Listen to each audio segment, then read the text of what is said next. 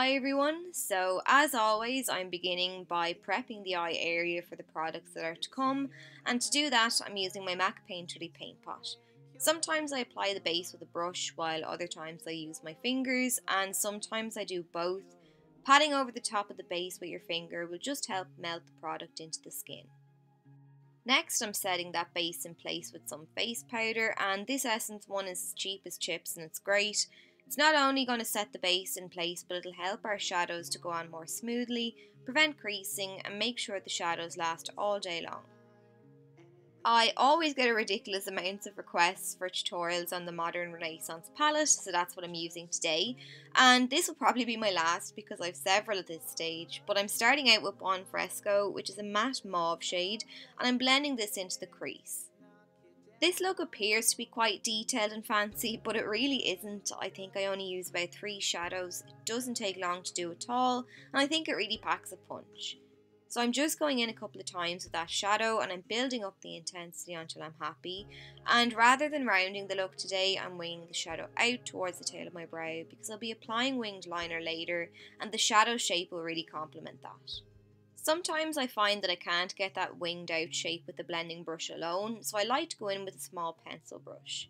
Now I'm taking a little blending brush with no product on it, and I'm just buffing around the edges of the entire look to make sure that they are nice and soft. Next I'm picking up some of the shade Warm Taupe, which funnily enough is exactly what it is, a warm taupey brown, and I'm adding this into the mix as well. So I've picked up a little on my fluffy blending brush and I'm adding it halfway across the lid first, and then I'm taking it up into the crease. I've left a space on the inner half of my eyelid free, and it doesn't matter if you blend shadows across there because we're going to clean that area up now. So I'm taking a concealer and I'm carving out the inner half of the lid to give that half cut crease effect. I like to dot a little concealer on the lid first and then blend it out.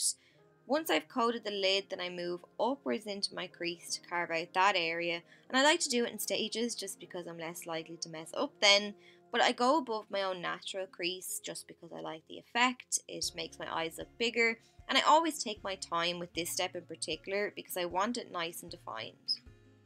Once I'm happy with how that looks, then I'm taking Vermeer, which is a vibrant frosty shadow, and I'm packing this over top of the concealer. I apply the majority of the shadow with a C-shaped brush just because it coats the lid quickly, but to get right along the edge of that crease, I like to use a small pencil brush. Then I'm going back in with a mix of Buon Fresco and Warm Taupe, and I'm reapplying them to the lid, buffing towards the centre of the lid just to fade them into Vermeer. Moving on to the winged liner now, I'm starting out as always with my felt tip liner pen. I use this to map out the shape of my wing, and this pen is on its way out, which is actually ideal for this look because I'll be using a brown liquid liner, so I don't want a thick black outline across my lid. My liner of choice today is the Wet n Wild Megaliner in the shade dark brown, and I'm just filling in the outline that I created.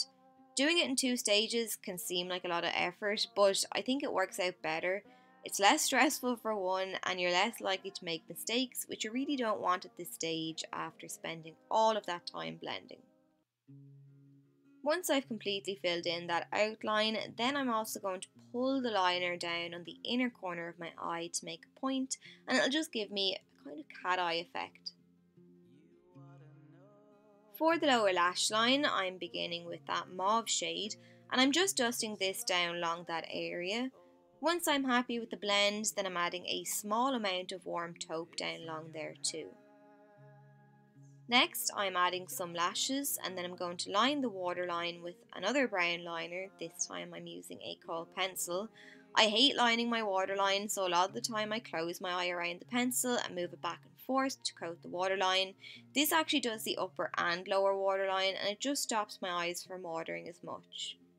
Then I'm taking some of the shade Cyprus Umber, a dark brown, and I'm adding this on top of that pencil in the waterline just to set it in place to make sure that it lasts all day long.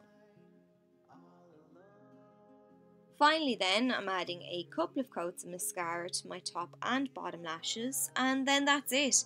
So I hope you enjoyed the tutorial and found it helpful. If you did, give me a thumbs up, comment and subscribe for more videos if you haven't already, and I'll see you soon.